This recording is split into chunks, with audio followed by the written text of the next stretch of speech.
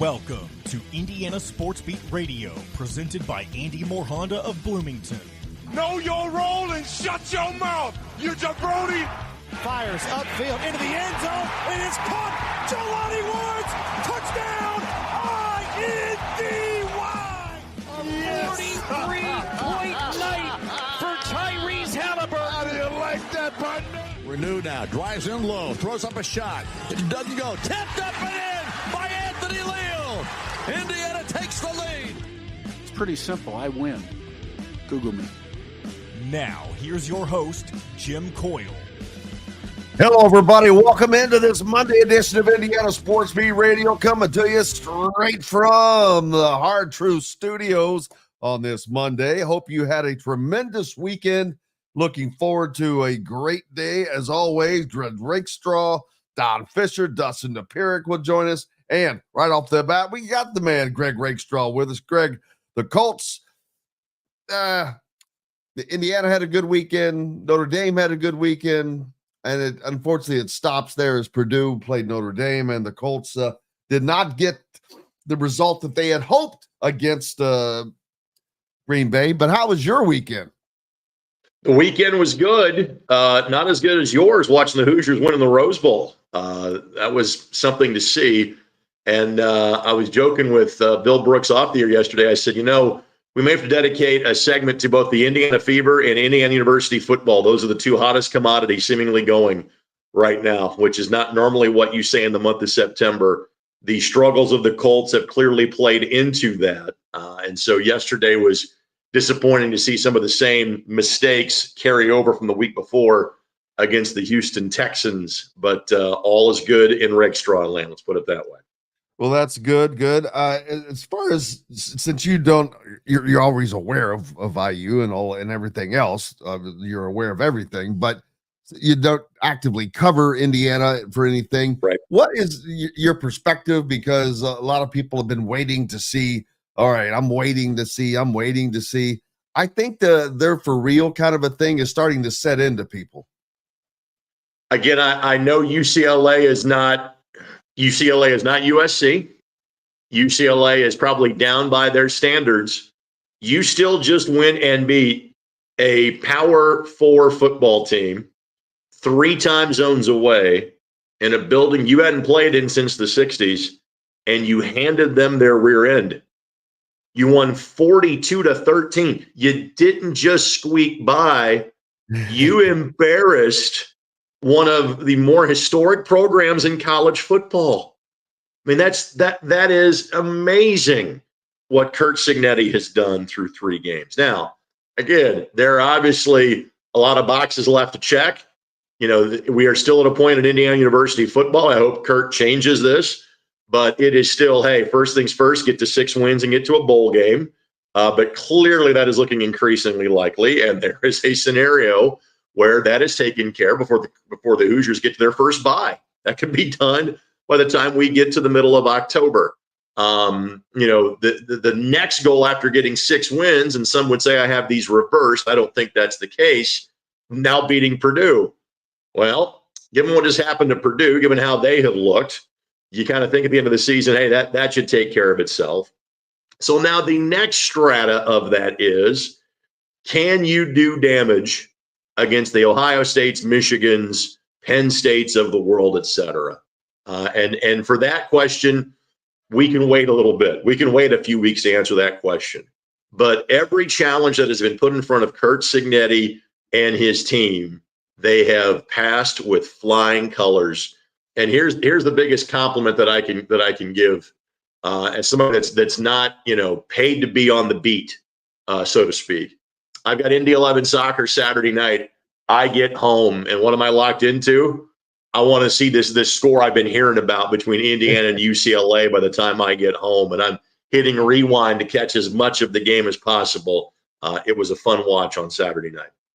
Well, I'll leave. We'll move on to the Colts and other things, but I'll leave you with this one little tidbit of information that, at least it's my opinion, of the remaining games on their schedule, which are 9, including Michigan and Ohio State at Michigan State. I think that there are going to be possibly 2, but maybe 1 game only that they're not the favorite in.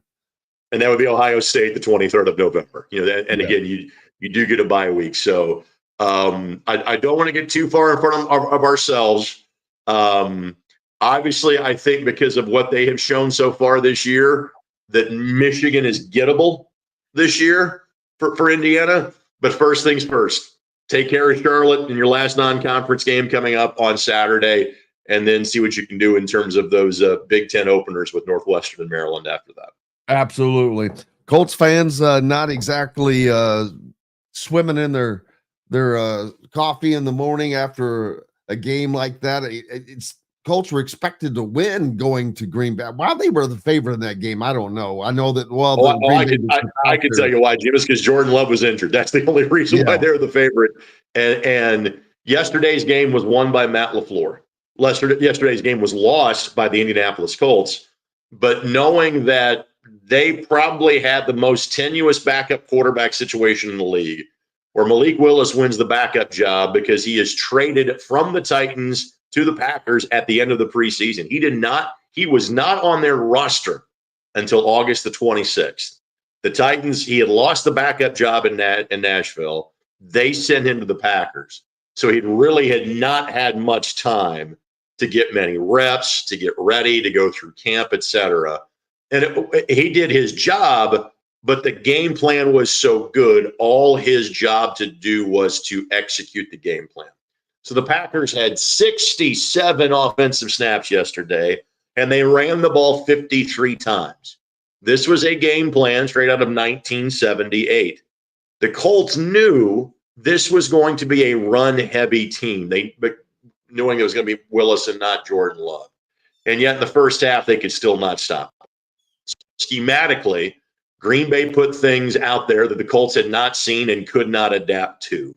By the time the second half rolled around, the Colts were better defensively, and offensively just could not do enough to overcome was a 10-0 deficit, then a 13-0 deficit, and it had not been for Zaire Franklin punching a football free from Josh Jacobs, would have been a 17-0 deficit early in the first half. So yesterday was a day, was not one element or aspect of that game that Colts fans can feel good about. You can point, he was much better yesterday. He had 12 carries, 103 yards, but then was persona non grata in the fourth quarter. Alec Pierce seemingly has created a connection with Anthony Richardson. Didn't have the highlight reel catches he had a week ago, but 5 catches, 56 yards. But offensively, not good. Defensively, horrid. Special teams, you miss another field goal. It was a complete and total loss. Everybody had a hand in it for the Indianapolis Colts yesterday. Jared says they missed you at Heritage Weekend there in Lanesville. I guess it slipped right by me. I didn't even realize. I thought that was the third weekend in September. This was so it is usually whatever, like the third Sunday is going to be. It would never be as late as that is going to be. So yes, you picked your jet setting lifestyle. You chose LA over Lanesville. It's a frequently made comparison. So it was a hard choice. Let me tell you. And for the folks in Lanesville, my plan had been to go down because Heritage Weekend is kind of like the Derby. It's expanded to Thursdays as well. So there's a Thursday night party. There was Thurby at Heritage Weekend. And I had planned on going Thursday night, but I'm on the board of the Indiana Basketball Hall of Fame, and our public meeting for inductions were Thursday night. So I'm like, I kind of need to be here. So the Heritage Weekend has gone on without me for several years. I don't think they miss me. Next year is the 50th Heritage Weekend. So I think I do have to carve out some time in my schedule to make sure I go back for it. Yeah, absolutely. I hope I remember that as well and can make that happen. I won't be in LA, I don't think, next year when that rolls around. So what's up next for the Colts? Anthony Richardson, the missing last year is kind of starting to show a little bit. Sure. He still looks like a rookie. I don't mean that negatively, but he kind of looked better last year when he started than he has so far this season. But there can be carryover. I remember when Michael Penix Jr. was coming back from like his third injury, and they were out at Iowa the first game. He just didn't have that look. And I was like, whoa, what's going on here? Yeah, and again, just the way the dominoes kind of fell last year, Anthony barely played in road games last year. He got hurt early against the Houston Texans, and because there was so little expected of the Texans, that was a half-full stadium when he played there. He missed the game in Baltimore last year, so didn't play in that environment. The other games he played in last year were at home. He got hurt against Tennessee in Week 5, and that was it. So playing in Lambeau Field, now he's played in amazing experiences in the SEC, but not at the professional level. You look in Week 1, and you would say there was more good than bad from Anthony Richardson. Week 2 was a mix. Through 3 interceptions, the third one, Hail Mary, you wipe that away. But the first 2, those are on him. Okay. The second one was a bad read. The first one was just bad form, was trying to kind of throw it like he did that amazing 65-yard throw last week, throw it off of his heels. Well, the ball he threw for the first interception as they were driving early in the game, he floated that ball because he was throwing off his heels. And so footwork and accuracy is something he has to deal with too. He was 17 of 34, a little over 200 yards yesterday, but there were also times when he did not get helped in terms of receivers dropping balls, in terms of Jonathan Taylor dropping passes. And we're kind of left to guess. Now, Shane Steichen will address this because Shane has 4 different times a week he meets with the media, and one of them is this afternoon. But JT barely played in the fourth quarter. And when there's not an injury there, you're kind of left to surmise, well, because maybe they feel he's not going to catch the ball successfully out of the backfield. And so that's why guys like Sermon and Goodson were playing in the fourth quarter as the Colts trying to play catch-up. So we'll talk about that with Shane Steichen. So like I said, there's you could point to a player or two, but there's no one element of the game that on the flight back yesterday was feeling good about the performance they put out there against the Green Bay Packers. So it was 17 for 34 for Anthony. Jim, was a total team effort in terms of being that mediocre a day ago. Yeah, Houston getting another big win, so they kind of moving up already, but beating the Bears 16-13. That was big for Houston. 19. Well, Houston now has a 2-game lead in the division, and again, when you start 0-2, you don't have the luxury of looking at the divisional standings, and so. But the Jaguars are having similar conversations as to what we're having, and they have been in free fall since the middle of last year. There's a lot of questions being asked down there. The Titans were the team that probably had the least expectations coming in. So the fact that they are 0-2, while you never want to be 0-2, I think their fans kind of saw that coming. But here, if you had said the Colts were 0-2 going into the season, knowing they were playing the Texans and the Packers, I think most Colts fans wouldn't have been stunned by that because they played 2 of their better opponents right out of the gate. It's the mistakes they have made defensively. It is the asterisk on yesterday's game because you did not play the Packers at their best and still could not muster much of anything offensively and could not slow the running game down when you knew that's what Green Bay was going to rely on. That's the thing that sticks in the craw of Colts fans. And now you're starting to deal with some injuries on this football team as well. What's up next for you, Greg? What's up next for me is kind of my typical routine. High school football Friday night. I do get a Saturday off from soccer this weekend, and the Colts back at home on Sunday. So my Friday night game of the week is Carmel and Brebeuf. First chance to see the Greyhounds this year. Brebeuf, they are one of the most high-potent offenses in the state. Now, they are a 4A school playing up against the largest school in the state, but that should be a fun one coming up on Friday night. Absolutely. Look forward to make sure you're giving Greg a follow and staying up with the content putting out there at the ISC Sports Network. Appreciate you, my friend. All right, send me some of that hard truth. I might need it for next week's postgame show. We'll be back to the Hard Truth Studios. I may need it to wait to stay through it today. Welcome back to the Hard Truth Studios. We'll be back here immediately after this break. Don Fischer joins us. I'm sure he's fired up as he had a great weekend out in Los Angeles. See how his voice held out? That was a lot of scoring he had to call. But we'll be back to the Hard Truth Studios right after this. Rusty Gator in Bedford, where oceanic flavors meet southern charm. In the market for a new or used vehicle? Well, nobody beats the prices and selection of Andy Moore Honda in Bloomington. Right now, get a brand new Honda with no payments for 90 days. That's right, 2023 and 2024 Honda Pilots, HRVs, CRVs, Honda Ridgelines, payment-free for 90 days. Or get 0.9% APR financing for 36 months on a 2023 Honda Ridgeline. Go to AndyMoreHonda.com and get more to your door. If you're looking for a home in the Indianapolis area, you need Cheryl Sizemore from RE/MAX Advanced Realty. Cheryl Sizemore has over 2 decades of experience, and that could be the difference in you getting the home you want in today's tough housing market. Reach out to Cheryl Sizemore from RE/MAX Advanced Realty at Cheryl@IndyHomePros.com or 317-298-0961. Cheryl Sizemore from RE/MAX Advanced Realty. Let Cheryl Sizemore get you in the home you want today. Cheryl@IndyHomePros.com. Looking for someone to cater your next corporate event, family reunion, or tailgate? To some, a garnish may be nothing more than just a decoration put last on a plate. But in Bloomington, catering starts with Garnish Catering. Serving all of Bloomington and surrounding areas, Garnish Catering is waiting to help make your next event one to remember. Planning a great event shouldn't have to be stressful. Whether we quote you just for catering or a total event package, you can trust that you're making the right choice with Garnish Catering. Visit garnishcatering.com. That's garnishcatering.com. Garnish Catering is a proud partner of WOW Food Group. Whether it's a night out with the family, after work with colleagues, or catching the game with friends, Bubba's 33 is the place for you. Bubba's 33 offers a mouth-watering menu of selections that are all made from scratch every day. The portions are big, but the prices are small. And with over 50 big-screen TVs, you'll never miss the big game. Bubba's 33. Pizza, burgers, beer.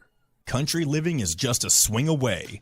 It can be hard to find the exact home that fits your family's needs, so there couldn't be a better time to build a new home with Property Shore Construction. Now building exclusively south of Bloomington within the Stonecrest Golf Community. Choose from one of the gorgeous Stonecrest Signature Series house plans. We have several lots available with scenic views of the golf course. Contact Amy Rhoda with Revesco Real Estate for additional information. 812-583-0919 or go to mystonecrestliving.com. That's mystonecrestliving.com for more details. Enjoy healthy, delicious meals at home without the hassle with the Fresh Fork. Chef-curated, ready-made meals delivered right to your doorstep. Proudly fueling IU athletes and now available to you with a menu that's always fresh and diverse, from hearty proteins to fresh salads. The Fresh Fork empowers you to make better food choices without compromising. Let the Fresh Fork help transform your lifestyle for a healthier way of living today at thefreshforkonline.com. Use promo code RADIO20 and get $20 off your first order. This segment is brought to you by the Rusty Gator in Bedford, where oceanic flavors meet southern charm.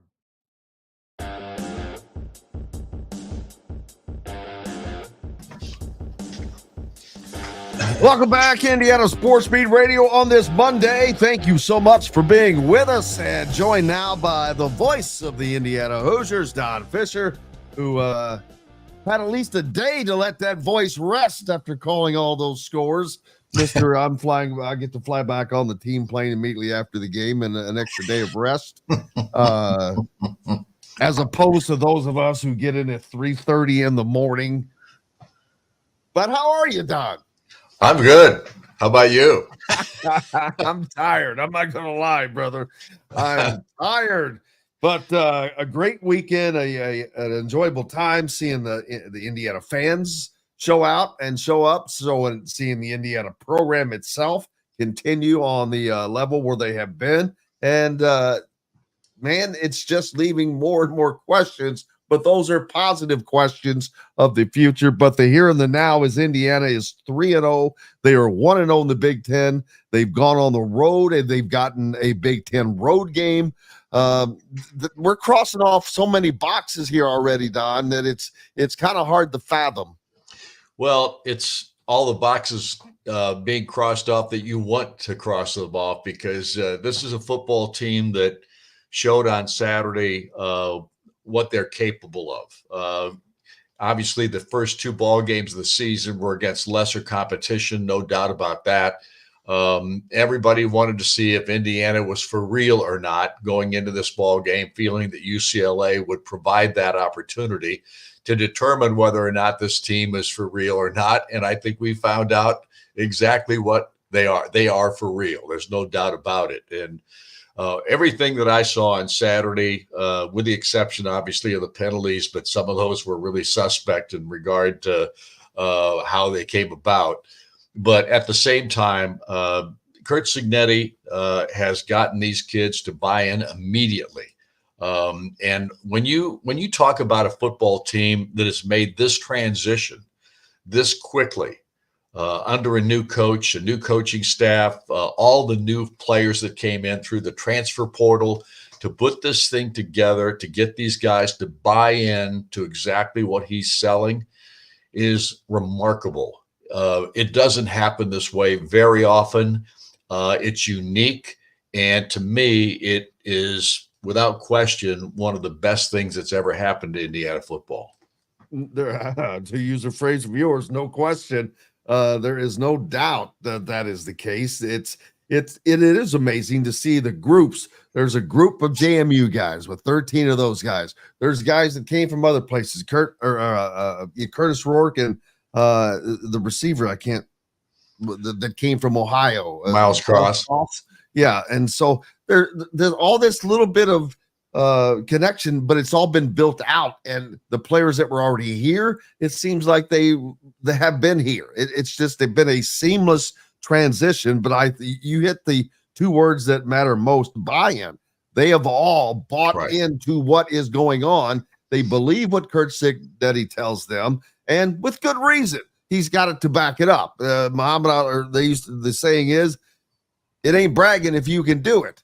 And that continues to be the case for Indiana. How long will that go? We don't know. But I've said this before the season started, and I'm not going to stop now. I see a path to 6-0, which would be incredible, because having Indiana bowl eligible after their first 6 games, that's happened, maybe one time, maybe twice, when they won the Rose Bowl, or when they were back in the days. I don't even know if that was bowl eligibility then in 45, but that's never happened to my knowledge in the history of Indiana football.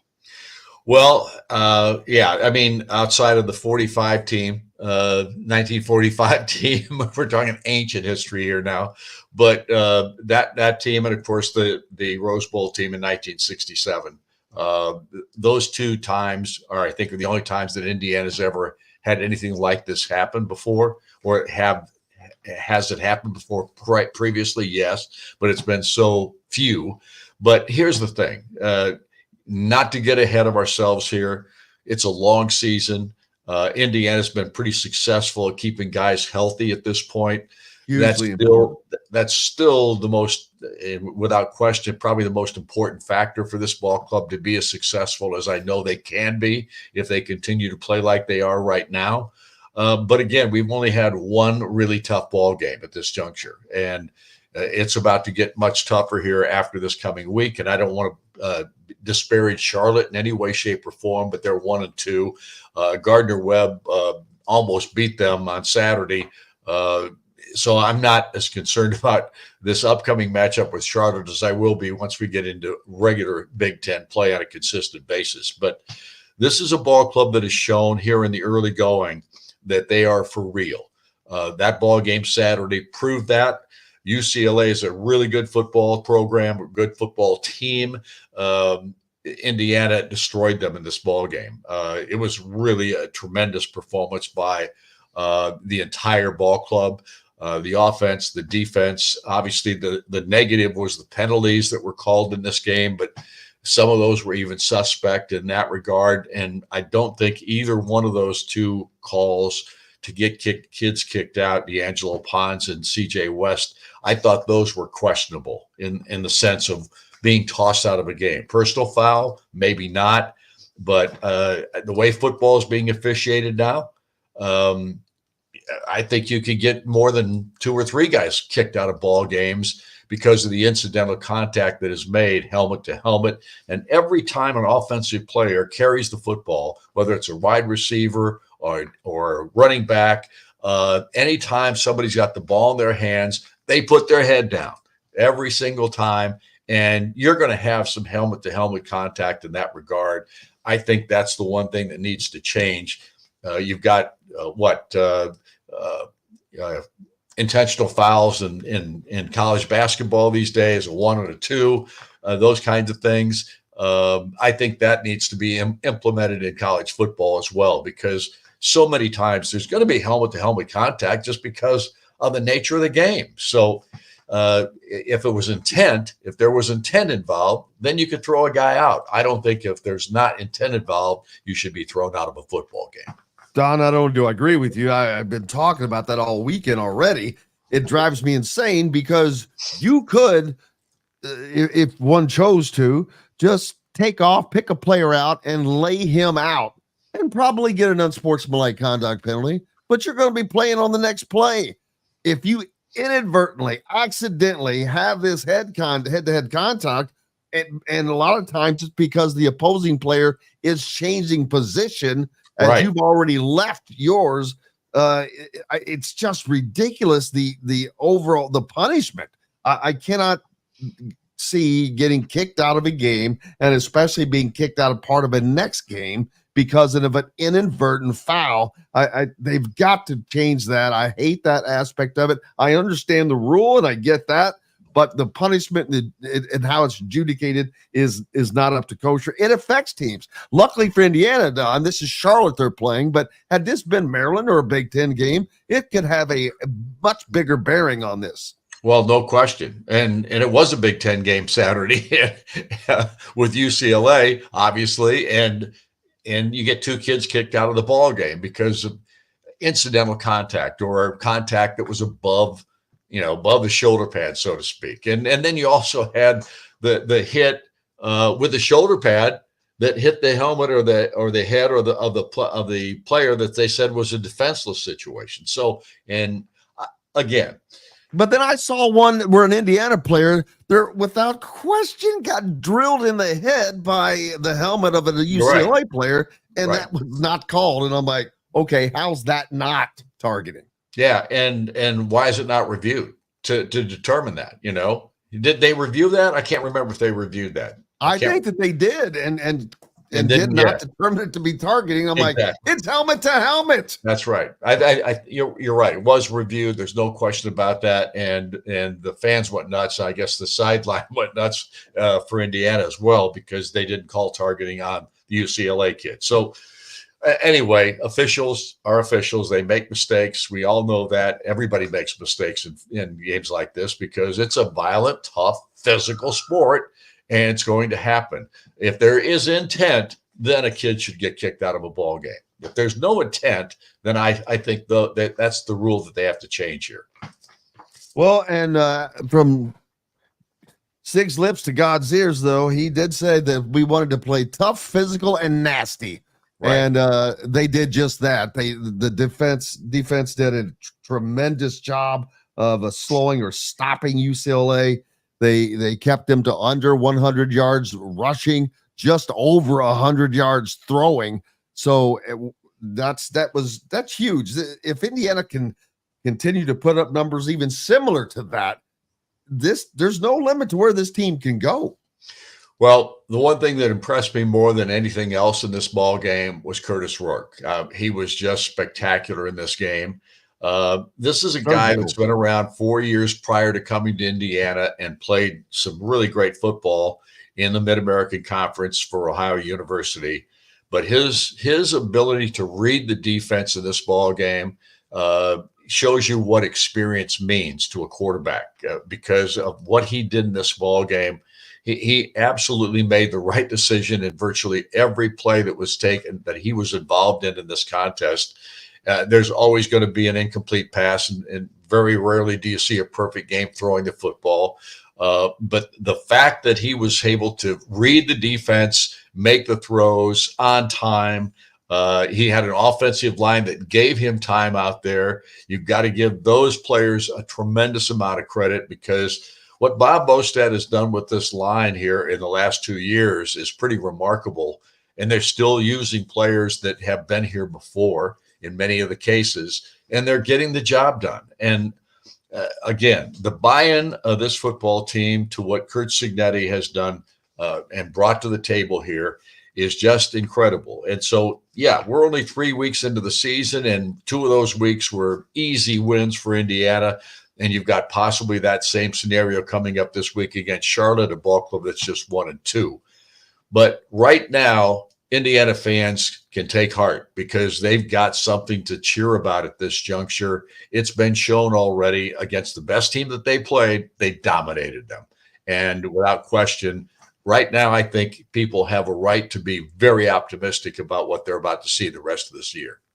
Absolutely. And as you mentioned, the protection the O-line gave, incredible. The numbers for Curtis Rourke, he eviscerated UCLA. He was 25 of 33, 76% completion rate, 307 yards, along with 4 touchdowns and a quarterback rating of 194. I think he's averaging right around a 180 or 190 QBR right now, which is pretty astonishing. His leadership, as you just pointed out, is the key to this offense. It's the key to Indiana getting off under Curt Cignetti. It is the key to the season because he's just such a calming force back there. Right. I mean, that's the thing about him. You don't see him get rattled either. I mean, they blitzed him and they tried to rattle him in this ball game, and he never showed it one time. I mean, it was really an impressive performance by he and the offense. And without doubt, the receivers, the running backs, these guys continue to perform by committee in both cases. The wide receivers and the running backs, there's so many different guys that are participating and making plays for this ball club right now.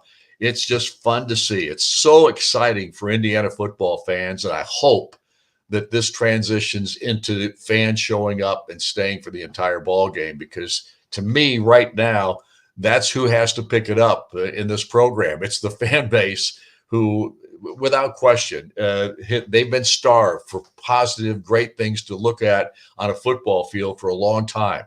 It's now there again. And if they don't believe that, all they have to do is go back to the film on the UCLA ball game, and you'll see what we're talking about.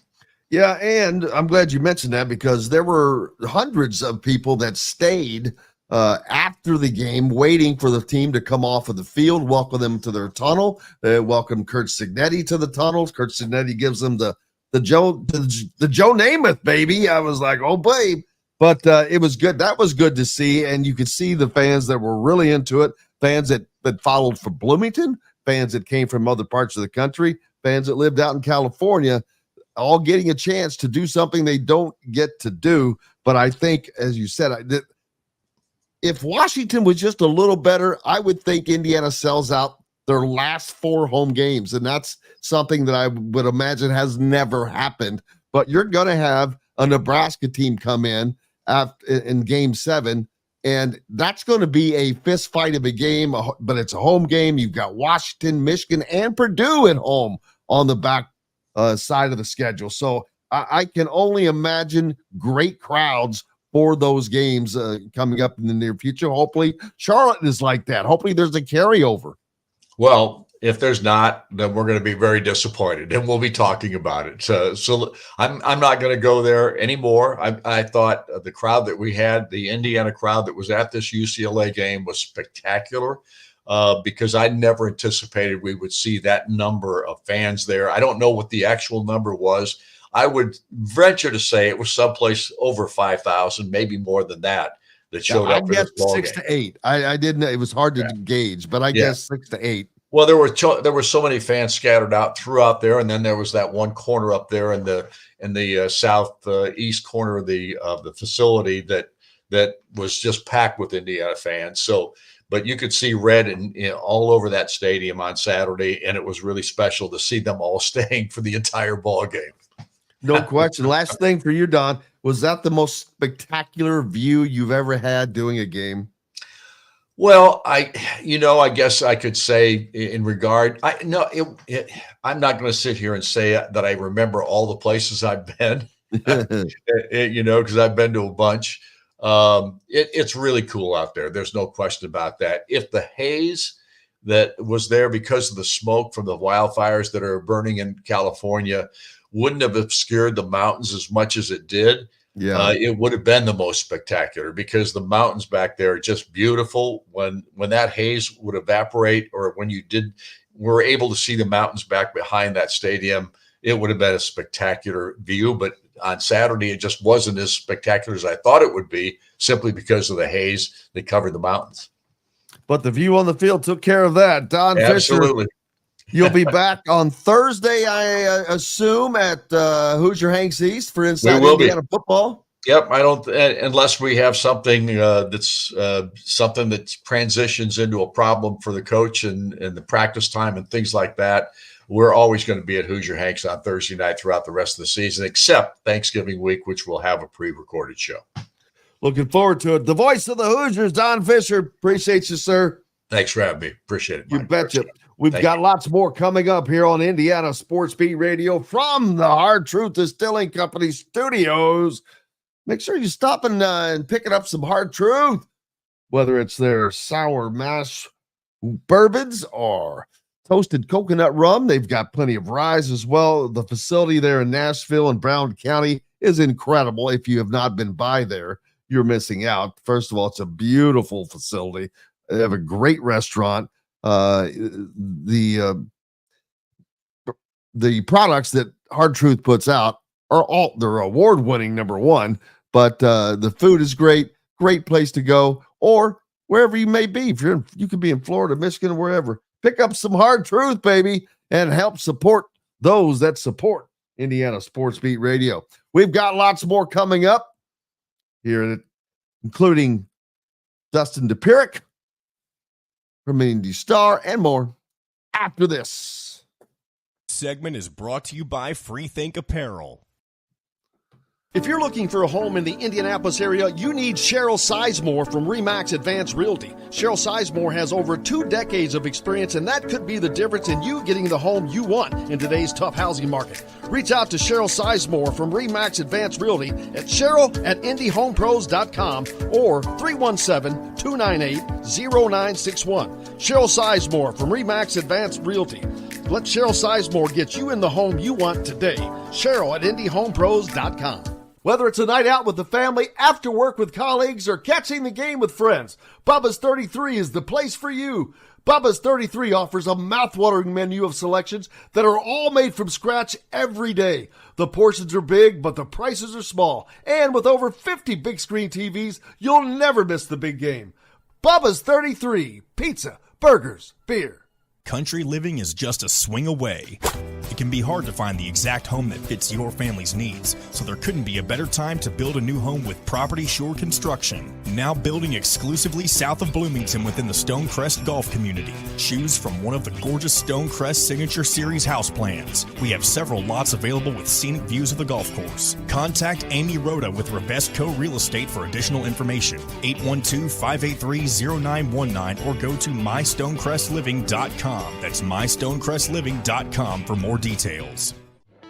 Know a team or group needing a fundraiser? Boost Fundraising raises more money faster and offers the most unique and user-friendly online fundraiser in the nation. Your team receives personalized fundraising pages for each team member. Free team-branded promo gifts shipped to each donor. Boost Fundraising does it all. Sports teams, marching bands, charity causes, and community groups. Go to boostfundraising.com and be sure to enter the promo code COYLE, that's COYLE, to receive a discounted fundraiser. Looking for someone to cater your next corporate event, family reunion, or tailgate? To some, a garnish may be nothing more than just a decoration put last on a plate. But in Bloomington, catering starts with Garnish Catering. Serving all of Bloomington and surrounding areas, Garnish Catering is waiting to help make your next event one to remember. Planning a great event shouldn't have to be stressful. Whether we quote you just for catering or a total event package, you can trust that you're making the right choice with Garnish Catering. Visit garnishcatering.com. That's garnishcatering.com. Garnish Catering is a proud partner of WOW Food Group. In the market for a new or used vehicle? Well, nobody beats the prices and selection of Andy Moore Honda in Bloomington. Right now, get a brand new Honda with no payments for 90 days. That's right, 2023 and 2024 Honda Pilots, HRVs, CRVs, Honda Ridgelines, payment-free for 90 days. Or get 0.9% APR financing for 36 months on a 2023 Honda Ridgeline. Go to AndyMooreHonda.com and get more to your door. This segment is brought to you by Hoosier Hanks East.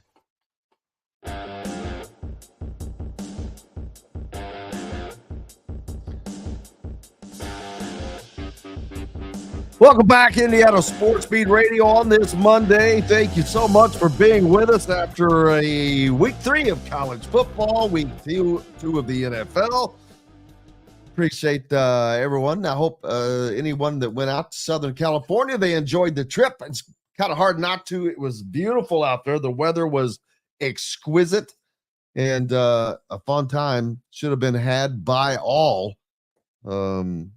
Enjoyed my time out there. I got to see a few people and I just tried to hang out. I did a few things. I went to the comedy club, a comedy store, a few places down in West Hollywood at night, and then that was about it. Got that out of the way quick so I could be rested. And that doesn't work on the backside though. Holy cow, especially when your flights are late. But that's part of it. But it was a great weekend, and in college football, the weekend before, I got to see so many games, and I loved it because Indiana had the Friday night game. And thank you, Pecan. And I knew that that would not be the case for most of the time. As on Saturday was as I saw nothing. I did not get to watch a single other college game or really see anything. I kept hearing about the Purdue score, which was a surprise. I'd given him credence, man. I'd given him a little credit for some fight, and now I don't know who's going to be the worst team in the Big Ten, UCLA or Purdue, but they're going to be fighting it out for that. Sunset Strip, Brian. Of course, absolutely. Absolutely, baby. But I don't know who's going to be the worst team in the Big Ten now, but I expect that to be between UCLA and Purdue. And I thought Purdue, after the first week, showed that they could show something, but wasn't the case. Alabama goes up to Wisconsin and takes care of business as former Indiana offensive coordinator Kalen DeBoer and his squad just take care of Wisconsin 42-10. Oh, I'm not in the Big Ten scores. Let me get into that so I can have those only for the moment. Penn State was off. They had a bye. Ohio State was off. They had a bye. USC was off. They had a bye as well. Michigan, they got back on the winning track, but guess what? Not by much. I don't want to start talking about that game right now, but that is going to be a game that generates a lot of talk when it comes time for Indiana to play them, because they are a team that has long been removed this season for me as one in the L category for Indiana. Yep. Stop by the whiskey. It was punk night, though. I didn't really want to go in, Brian. Where am I? 28-18 over Arkansas State. So not very impressive.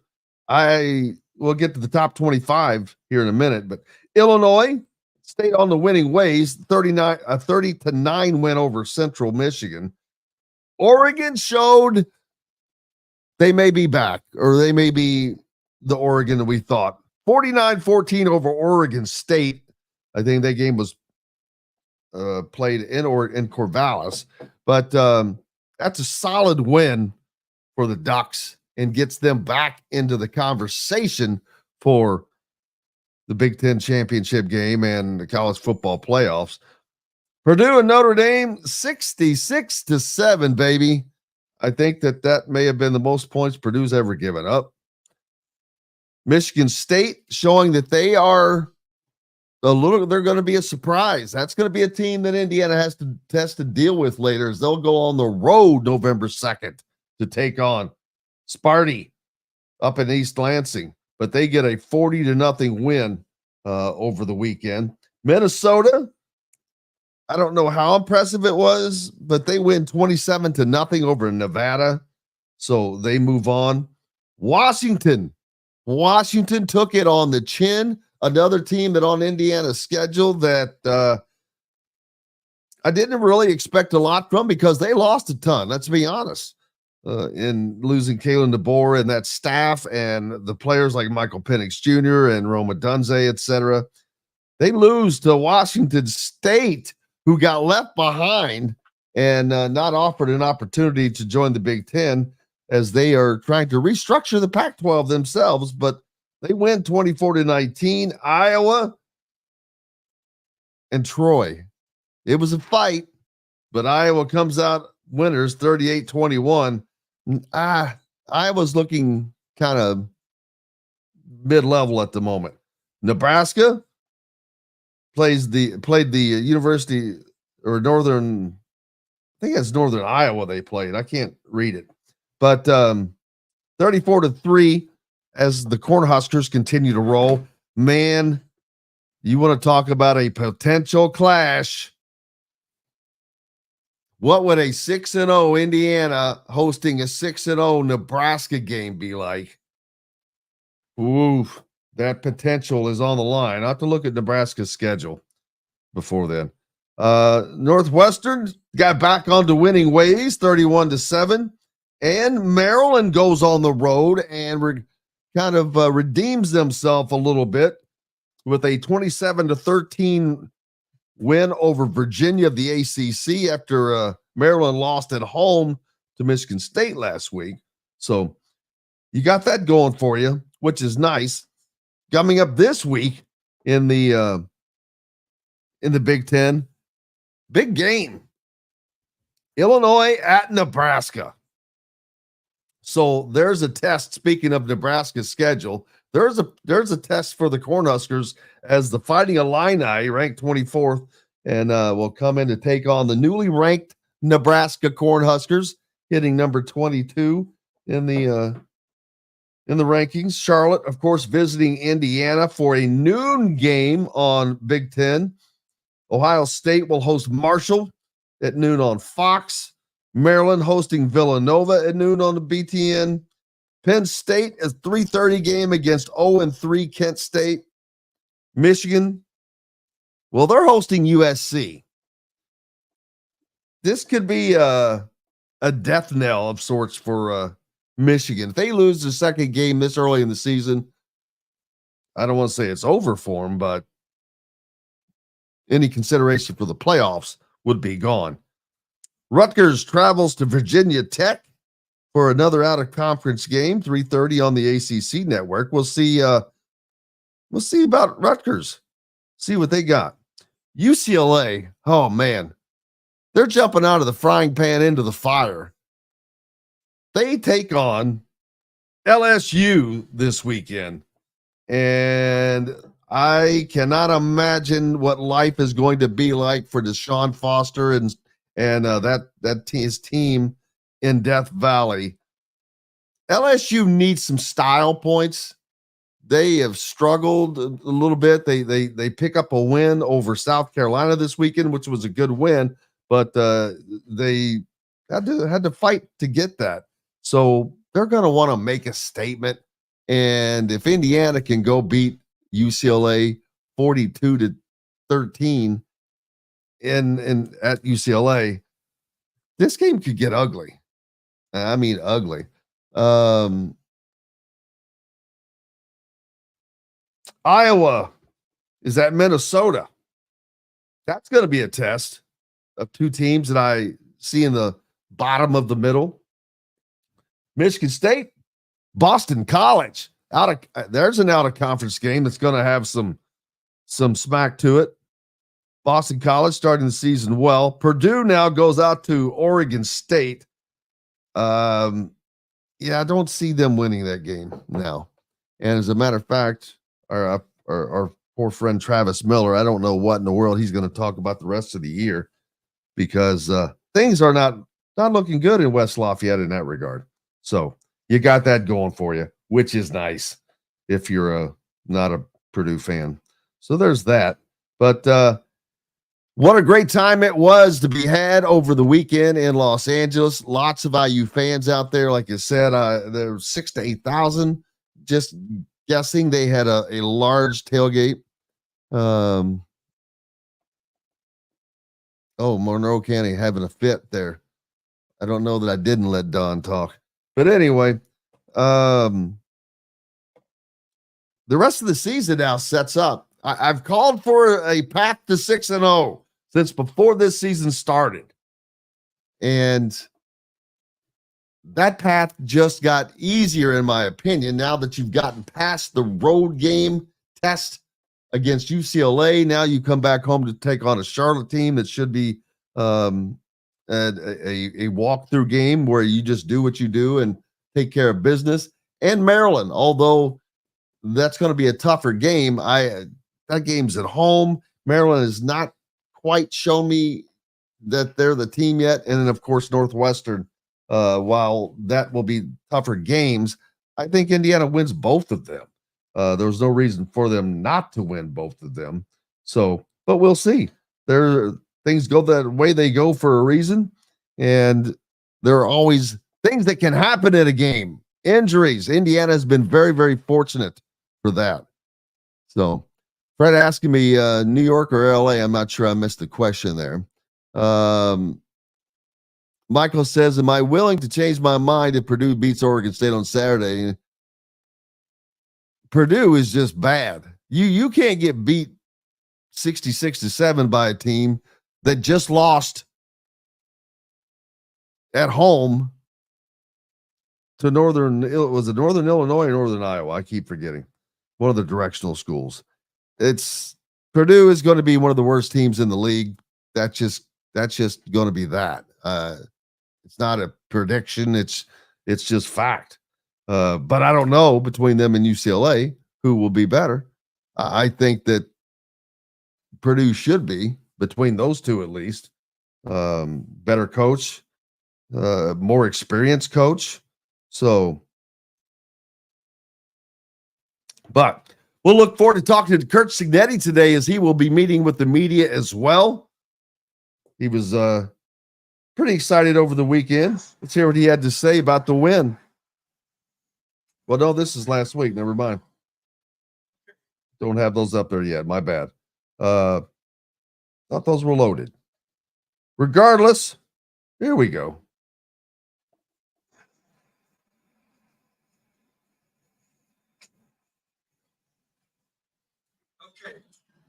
Good win. You're all good. First conference win, national TV. New teams to Big Ten. I know it'll get a lot of people's attention.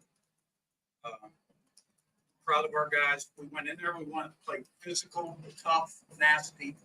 We did. So, good win. Get to enjoy it for 24 hours. And Monday, we're humble and hungry with our eyes on the next game. It's a lot better to have to deal with success in season than failure. They both bring their challenges. And I talked to the team about that in the locker room. They got 24 hours to enjoy it. And we're back at the next opponent.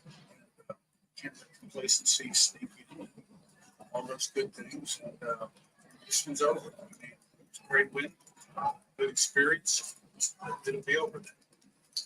And that was Kurt Cignetti immediately after the UCLA game. We'll hear more from him. And Dustin Dopirak from the Indy Stars. He'll join us next here on Indiana Sports Beat Radio at the Hard Truth Studios.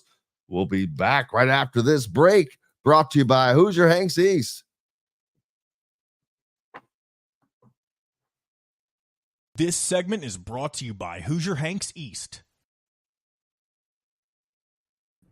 In the market for a new or used vehicle? Well, nobody beats the prices and selection of Andy Moore Honda in Bloomington.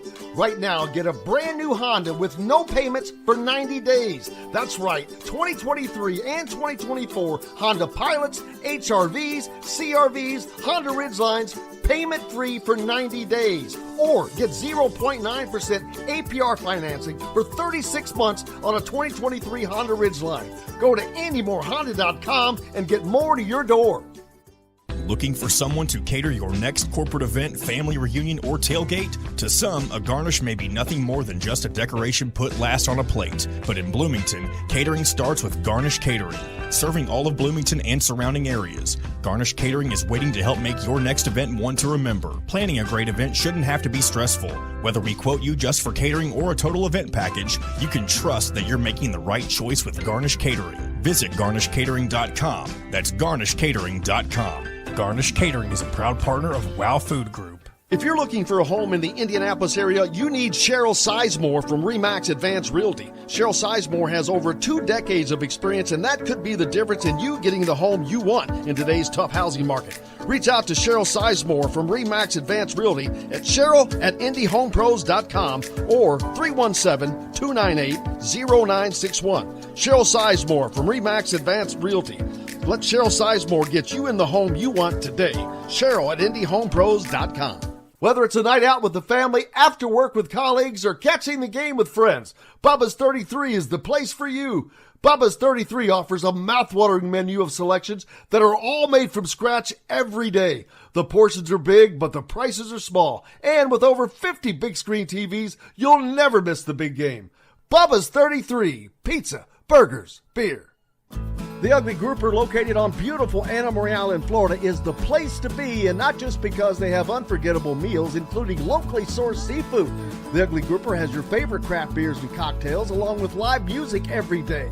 The Ugly Grouper is family-friendly, able to host private parties, and has the biggest grouper you've ever seen.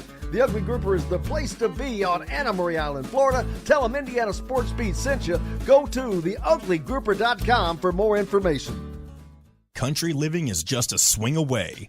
It can be hard to find the exact home that fits your family's needs, so there couldn't be a better time to build a new home with Property Shore Construction. Now building exclusively south of Bloomington within the Stonecrest Golf community. Choose from one of the gorgeous Stonecrest Signature Series house plans. We have several lots available with scenic views of the golf course. Contact Amy Rhoda with Revesco Real Estate for additional information. 812-583-0919 or go to mystonecrestliving.com. That's mystonecrestliving.com for more details. This segment is brought to you by the Ugly Grouper.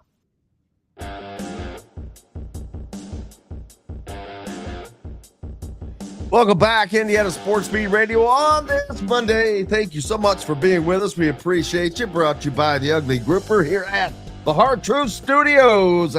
Joined now by Dustin Dopirak from the Indy Star. Dustin, how was your weekend, sir? Good, Jim. How was yours? Did you go? Did you go to LA? Tiring, but great. Had a good trip. It was fun. The weather was phenomenal, and Indiana took care of business, which makes that side of it better. Yeah, it makes for good writing, reporting, and everything like that. No, I mean I didn't watch the game live, but I've just been I had it recorded, so I was just watching it through, and I was into the fourth quarter. Before we got started here, but yeah, I mean, just really, really impressive win. Certainly one of those games that puts you on the map. Obviously, this is kind of the first game you had a question about, what it was going to look like when they actually played against Big Ten competition, and just, really sharp play, top to bottom, just excellent performance by Curtis Rourke and everybody around him. The offensive weapons, the offensive line, the defense, the response. Just really impressive performance top to bottom for Indiana. Really sets them up nice.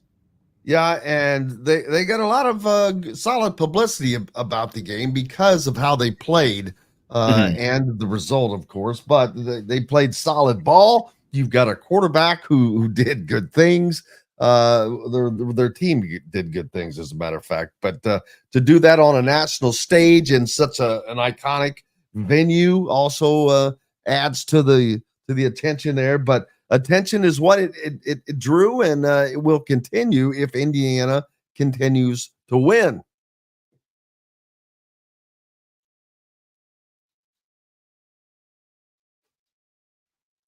think Dustin locked up on us. We'll see if we can get him back here in a second. But that is exactly what has happened. The AP top 25 out.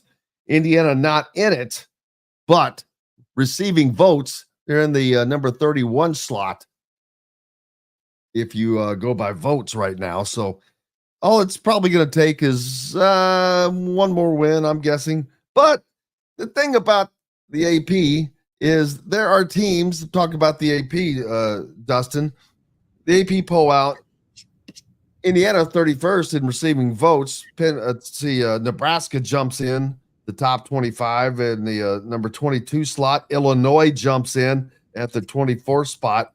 Northern Illinois, after their big win over Notre Dame, in there as well. I expect Indiana to be there once they win another game or so, and people still wanting to make sure this is right. But I look at teams like Oregon, who is in the top 10 at number 9. I'm like, I'm sorry, that's not a top 10 team to me, what I've seen. I don't care what they did last year, which is why it was based on where they started the season in the polls because of last year. And in addition to that, Penn State, I don't see them as the 10th best team in the country. Not from what I've seen, not right now. I hate that about the polls when they're not fluid enough for me. I mean, I don't care if you lose a game, boom, you drop. You don't. It doesn't. I mean, you drop where you should drop. Yeah, I mean, the ultimate thing about the AP poll is like having voted in it. Like number one, the good part is it doesn't matter anymore. That's the big issue is that you're not talking about a pool that, I mean, it's relevant for this and only this is that, like in certain roundups or whatever, or, it's on your ticker, like in its own separate like place. But, it doesn't have to do with college football playoff, any of this kind of stuff. I mean, I'll tell you what you're doing when you're voting in the AP poll. You're trying to make sure nobody notices you. Like, that's what you're going for. Like, and the reason is if you have a vote in the AP poll, you're probably a beat writer. And if you're a beat writer, that means you spent all day covering the team that you cover. Like you saw highlights. Maybe you got to watch an other game. You got to watch the game that you cover. You had to write about it. Probably had to write multiple stories about it. Had to travel in some way, shape, or form. Get into the game, even if it's a home game, like you had to drive however long from your house. You had to make sure you were in there before the traffic, all that kind of stuff. Like your day is pretty much taken up and you got to get as much done as possible, that day. And the year I had it last, it was just like, okay, like I was watching mostly Pac-12 games at night. Like I'd get home to Indy from Bloomington, and sit in and I'd watch Washington. That's the only team I really had a chance to really see is teams like that. And so what you're trying to do is make sure nobody notices you on Monday morning, or on Sunday afternoon. Like you don't want anybody to be like, you believe this guy put this team here, put that team here, drop that team there. So you do end up going by, the preseason poll and whatnot and saying, all right, does it make sense to drop these guys this far, or does it make sense to drop somebody who didn't lose? And so you do end up kind of married to the preseason rankings until people get beat. And when they start getting beat, you move it around. And it ends up by the end of the year being pretty fair. Once teams play a whole schedule, you see everybody they're against, all that kind of stuff. It's not going to be fair when you're judging, oh, well, was that an impressive enough win against this overmatched team that they played in week 1? It's not going to be, and so it's just like again, it's just a whole bunch of people who are just trying not to be noticed. And that is what I did. I will not lie to you at all. And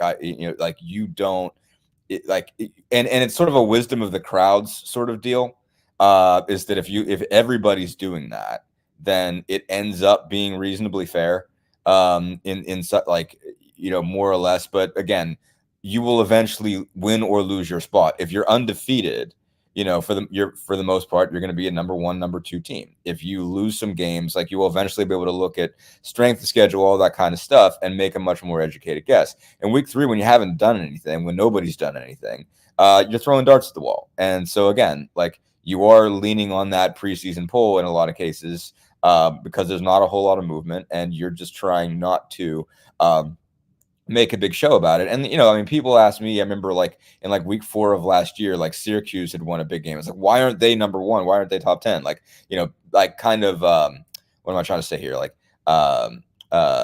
not trolls, but basically like people trying to sort of, push an agenda, but also like, just push your mind a little bit. But you're like, I mean, I get it, but they're going to have to play real teams eventually. Like if they beat this team, that team, and that team, then yeah, I'll have them as a top 10 team. If they don't, I'm not going to feel bad that I didn't have them up front then. They're like, well, they've got the best strength of schedule now. I'm like, okay, at some point you're going to see everybody else get tested, and it's not really going to matter. So, I mean, like, yes, I don't know that all of these teams have looked that great. They've all had a team that made a loss that's made, or not a loss, or a win that's been a little bit shaky. But, if it's me in the poll, I'm not moving them down until they get beat, or they get, if they have a loss that looks really bad. Like I'm not going to ding Penn State that bad for losing to Bowling Green. I was impressed with what they did against West Virginia.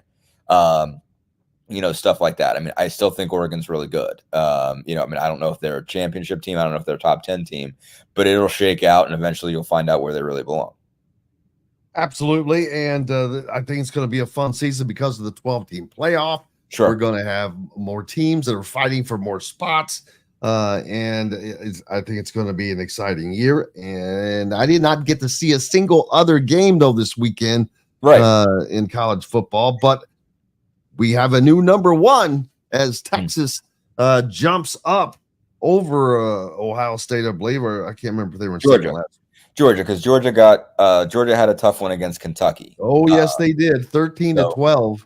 Yeah, so they really just skated by there. I mean, look, like again, long term, you'll get a sense. I mean, these are two teams that are in the same conference now, which seems totally insane. And they go up against each other on October 19th. So you'll get a real sense of who's better and who's not. Georgia, let me see here. Who do they got? I mean, they've got Alabama coming up pretty soon. I think it's next week. So September 28th at 7:30, they've got a huge one coming up. So, like you see these moving around, but they are going to get tested by each other now, especially when you throw Texas and Oklahoma into the SEC. These teams get tested, and the schedule breaks this year where you have Georgia playing Alabama, and they're playing Texas, and they're playing Ole Miss, and they're playing Tennessee, who looks really good too. So this is not going to be one of those years where the SEC schedule breaks in a certain way where your best teams, get held off from playing each other until the title game. This year everybody's playing everybody. So you're going to get the real sense of who belongs out of that gauntlet. Obviously the Big Ten will be a little bit similar. Obviously it's a little bit spread out. This year because of the number of teams and everything, and sort of who plays who, but these teams are going to get tested, and you're going to see who really belongs. Yeah, speaking of the SEC and the Big Ten, of the AP top 10, the SEC, 6 of the top 7 teams are from that league, with Miami jumping in, or Ohio State, of course, jumping in there at the number 3 spot, and then the Hurricanes at number 8. And then you're followed by triplets, Oregon, Penn State, USC from the Big Ten to take the top 11. But, you're going to see all of those teams fighting for a playoff spot. But you just mentioned the SEC is going to be a little more carnivorous. Sure. They're going to have to – there's a lot more of them that are going to have to play each other. Yeah, no, absolutely. Because I mean, it's still a smaller league, and they've definitely the schedule is broken in such a way that you have a lot of these the top teams playing each other. I mean, like I said, Georgia's got Texas, and they've got Texas and Alabama. Alabama, looking at their schedule, they've got Georgia, Tennessee, Missouri, LSU, Oklahoma. They don't have Texas on their schedule. Texas. I call those guys up right here. They've already played Michigan, obviously, in a non-conference game. They get Oklahoma and Georgia in back-to-back weeks, and then they get A&M. I mean, it's a little bit lighter for Texas than it is for Georgia and it is for Alabama. But they there's still some other interesting games there. They've got Kentucky, they've got Florida and Arkansas. I'm not sure how good those games are going to be. They got Vanderbilt and Mississippi State. Texas definitely gets the breaks out of that, but again, they still have to play Oklahoma and Georgia in back-to-back weeks. If you're going to survive that, that tells you that's still a pretty good football team. And so, again, to your point, you're talking about it's a 12-team playoff. So, one of those teams, and not only that, I mean, it definitely makes it a lot more, interesting, maybe less, less of a meritocracy on some level, but the case on another is that, the big four champions get the buys. So, you could be number 3, and if you're in the SEC and somebody beats you, then you're playing that first week. Basically, you don't get a bye. You're not a top 4 seed. So you could see a lot of the playoff populated with the SEC, but a lot of them are going to have to play in that first round. They might have to play each other. You're going to see a lot of, you could see a lot of SEC Big Ten that first week. There's going to be a lot of fighting, a lot of jockeying. It's going to be really interesting to see how this all shakes out. Again, the first year they're going to do it. Certainly the system is going to be critiqued and probably tweaked after, depending on what happens. It is definitely going to be fascinating. I mean, I think it's like basically like it always seemed to me like the 8-team playoff was the most simple idea, to say, especially when you had, 5-6 conferences, that, okay, give it to the champions, a couple of wild cards, it plays out pretty easy. It's quarters, semis, finals. Instead, it's like, no, let's go to 12. Let's make this just weird enough that let's make it just complicated enough that we're throwing a lot of teams in there. And it guarantees a group of 6 representative as well, and that's going to be interesting as well to see how that plays out, see how that's judged. It's going to be a really fascinating first go around with this. See, right now, I guess the highest ranked group of 6 teams would be Northern Illinois at 23. Let me look at it.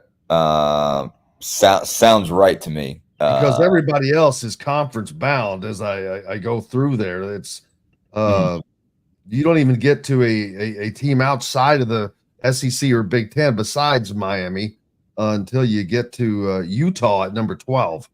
Yeah, and then you have a string of Big 12 teams there with Utah, K-State, and Oklahoma State. Yeah, no, I mean, and obviously it's, again, we're in week, and we're in week 2 or week 3, coming off of week 3. So it's not that much of a surprise that it's like this already. But obviously the teams that are going to get in there at this point are going to be the teams that beat somebody that weren't supposed to beat. And Northern Illinois over Notre Dame is probably the biggest upset in college football so far. So that's to be expected.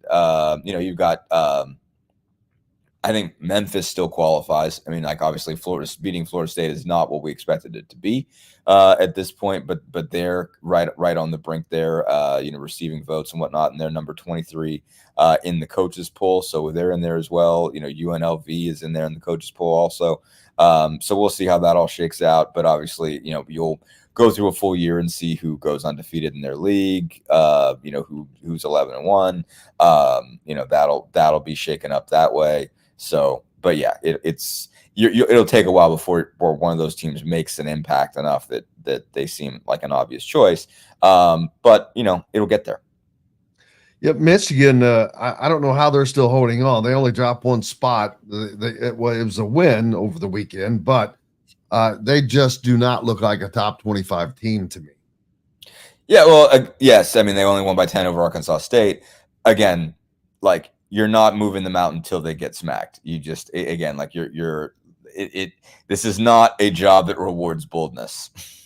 See, that's why my Big Ten, not that anybody cares, but my Big Ten Power Index, it's going to be fluid, baby. It's going to, you can move up jumps and move down jumps on a week-to-week level, depending on where I think you are at that time.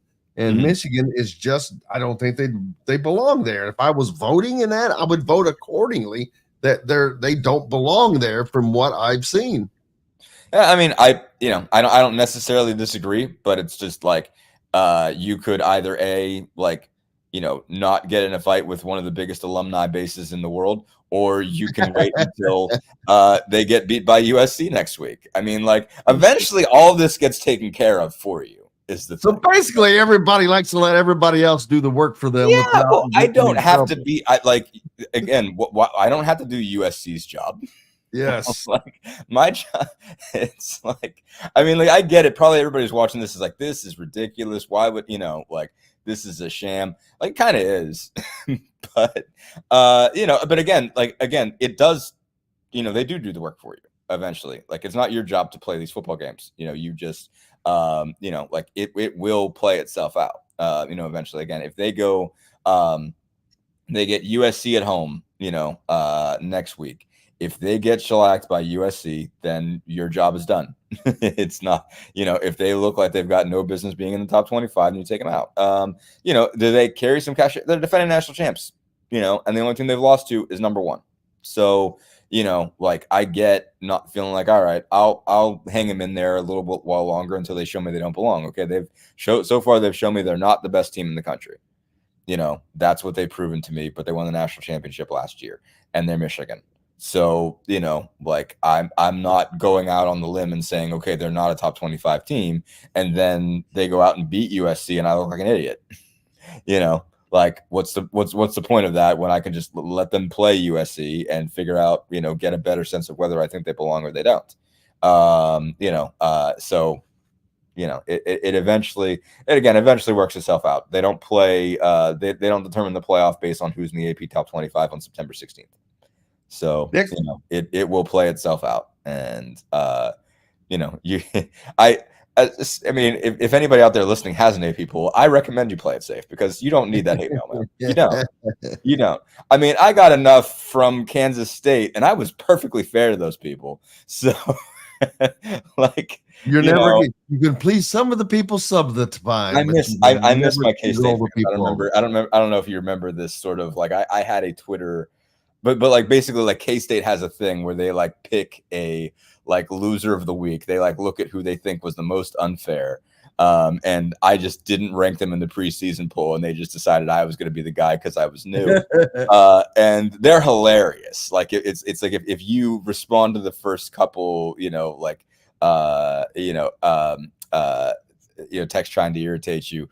Like you'll get mad about it, but they're really funny. But I had to deal with where I was going to rate K-State every week. They were all over me. And like you're going to get it. You're going to get enough if you're going to get enough people cracking on you and all that kind of stuff. And it's just like, let it happen, man. Let it happen. It'll work itself out. By the time you get to November, it will not be hard for you to put your top 25 together. It all makes sense by then. The first couple weeks, let it happen. Let it play out. Well, you mentioned next week Michigan hosts USC, so that will resolve that. Yeah, Rutgers Virginia Tech game, which is going to be interesting, but poor UCLA. Man, they go to Death Valley this week and take on LSU before they getting back into the Big Ten schedule. And this is going to be a long season for UCLA. Yeah. I mean, they definitely have some issues. I mean, they're not terrible. But yeah, no, it's not a great start. And then you follow that up with Oregon and Penn State. Those are your first two Big Ten games, and obviously we'll get a better sense of them. So yeah, you got a really good chance of being 1-4 going into Minnesota or playing, having Minnesota at home on October 12th. So yeah, it can get ugly for you real fast. But then, you have Minnesota, Rutgers a chance to get back in it. Nebraska looks a lot more difficult than you thought. Iowa is still Iowa. You've got Washington, USC. You've got Fresno State to end the year, which is intriguing. Well, I guess that's because so they can set up USC Notre Dame at the end of the year this year. But yeah, I mean, it is a gauntlet. Obviously you start away at Hawaii, and that's always a trip in itself. So yeah, no, it has a chance to get a little bit ugly for them. They didn't look, they had some moments where they looked okay to me, but I mean, Indiana looked really sharp. And so, so we'll obviously get a better sense of them as they go along, but it's hard to believe they're not going to be at least 1-4 by the time they go in. LSU does have some vulnerability though. I mean, they rallied back against South Carolina, but I mean, that's a team that I'm not 100% sold on. It was a heck of a comeback. But they lost to USC in week 1. USC looks okay. The Nicholls State game was a little bit closer than it probably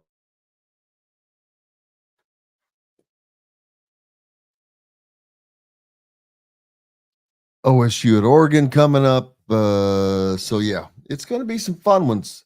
Dustin will join us back here in a second. We've got to take a break, as a matter of fact, I believe. Is it time for a break, Skylar? Yes, sir. All right, we'll do it. We've got lots more coming up here at the Hard Truth Studios on this Monday as Indiana Sports Beat rolls on, brought to you by Bubba's 33 in Clarksville and Hard Truth Distilling Company and Andy Moore Honda Bloomington. Back with more. Dustin Dopirak right after this. This segment is brought to you by Bubba's 33 in Clarksville. Enjoy healthy, delicious meals at home without the hassle with the Fresh Fork. Chef-curated, ready-made meals delivered right to your doorstep. Proudly fueling IU athletes and now available to you with a menu that's always fresh and diverse, from hearty proteins to fresh salads. The Fresh Fork empowers you to make better food choices without compromising. Let the Fresh Fork help transform your lifestyle for a healthier way of living today at thefreshforkonline.com. Use promo code RADIO20 and get $20 off of your first order. Country living is just a swing away.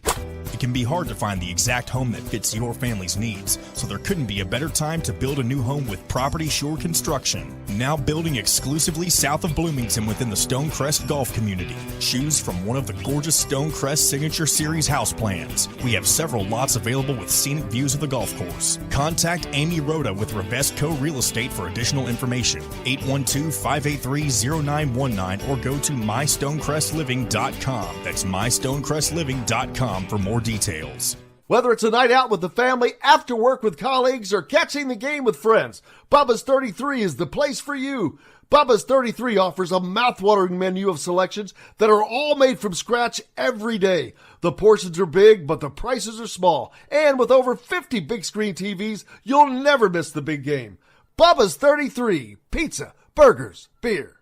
Looking for someone to cater your next corporate event, family reunion, or tailgate? To some, a garnish may be nothing more than just a decoration put last on a plate. But in Bloomington, catering starts with Garnish Catering. Serving all of Bloomington and surrounding areas, Garnish Catering is waiting to help make your next event one to remember. Planning a great event shouldn't have to be stressful.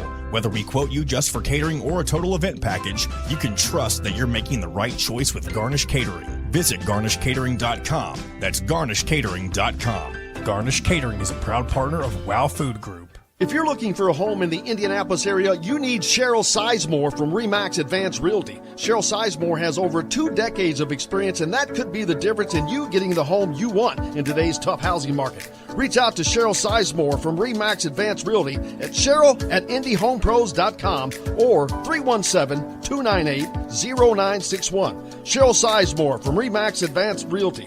Let Cheryl Sizemore get you in the home you want today. Cheryl@indyhomepros.com. In the market for a new or used vehicle? Well, nobody beats the prices and selection of Andy Moore Honda in Bloomington. Right now, get a brand new Honda with no payments for 90 days. That's right, 2023 and 2024 Honda Pilots, HRVs, CRVs, Honda Ridgelines, payment-free for 90 days. Or get 0.9% APR financing for 36 months on a 2023 Honda Ridgeline. Go to AndyMooreHonda.com and get more to your door. This segment is brought to you by Bubba's 33 in Clarksville.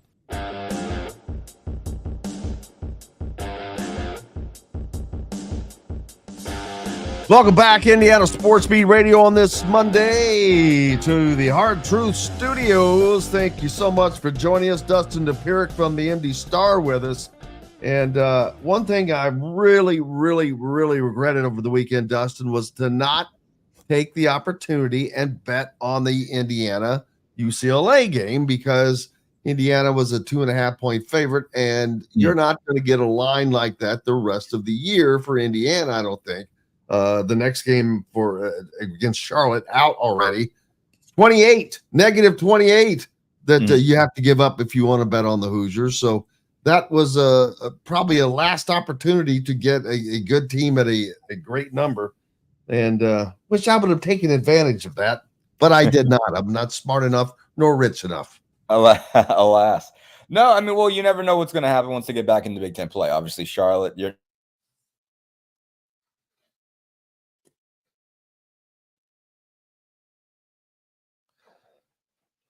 Yep. Dustin's having some issues today. We'll wait and see if he gets straightened out. But Charlotte is a team that has just recently in the last couple of years moved up to the Division I level, and they have played virtually any and everybody along the way to get there.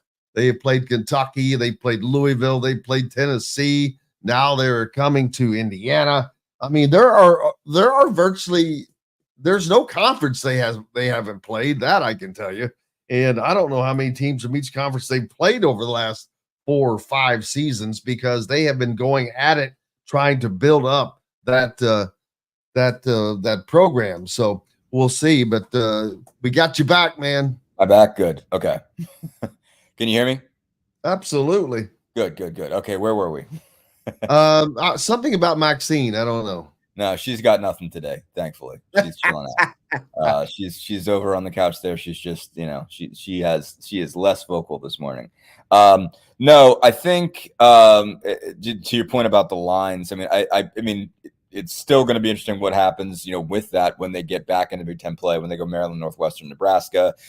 You could see some things that are more manageable. At that point, obviously, Charlotte, I'm not surprised that they're not going to start off that they're going to get a 4 touchdown. They're going to be favored by 4 touchdowns there. The thing about the UCLA game that drives me nuts is, personally, that was a game I'm like, it would take an act of God for Indiana not to do almost not quite what they did. I was thinking 30, something in the 30s to 10. But there was, I generally thought it would take an act of God for them not to cover this spread. And boy, it's just, they was coming along rarely. I on one hand, I get it, but you've covered Indiana long enough, right? Like you are, your level of exuberance is really high for this. It's very it's very unusual. I get it, but it's because of the confidence that I have, and it's a number of things. The schedule, UCLA. I knew UCLA was just going to be so badly outcoached, and I feel sorry for Deshaun Foster. He's kind of like been thrown into the fire, but you can just listen and get a sense, man. Signetti is just so far ahead. His assistants are so far ahead because there's so much continuity on that staff, game planning and scheming. And I don't think that they have that at UCLA. I think that they're so far behind. I mean, Deshaun Foster's never even been a head coach, much less a coordinator. So he doesn't have the experience doing all that. Signetti has, and Indiana's playing at a high level. So that's where that confidence came. I was like, there's just no way. UCLA's just not good enough. Now, I'm not saying that about the rest of the schedule, but on that particular game, it was just a no-brainer, and I still brain farted it. Fair. No, I mean, I think, I mean, they've set themselves up nice, and I mean, again, the lines are going to be a little bit closer, but I mean, they're still not going to go into Big Ten play and get, 3 touchdown lines yet. I don't think, unless Maryland's terrible, by the time you get to week 1. And Maryland just beat Virginia, right? If I'm not mistaken. Hey, that's a good road win. They bounced back. That's a nice little road win. I mean, I don't know that Northwestern's terrible. So, you're still going to get some, not benefit of the doubt, but at least they'll, it's not going to be an overwhelming line against Maryland. Basically, whatever happens there, unless Maryland goes out and loses to Villanova, which I don't necessarily see happening. So, you'll be able to get them under 2 touchdowns, I think, probably, if you're still trying to get beneficial lines for Indiana. But yeah, no, it's reason for confidence, I guess. That definitely a reason to be exuberant about this team. I think my wife kills me because basically, like when I told everybody they were going to be good in 2021 and I was wrong, she holds that against me forever. Well, you were in the same boat with the rest of us. What's that? You were in the same boat with the rest of us. We all got swamped on that. She's like, you're all doing this again. You just did this 2 years ago. You're telling me this team's going to be better than it is. She's like, your entire outlet the Indy Star is being way too excited about this. Like, I know I've seen this movie before. I have bought into your hype before. I'm not doing it. So I understand. That's actually like, one of my favorite commercials on TV now, the Dr. Pepper Fansville, when they got the hype train going. Yeah, exactly.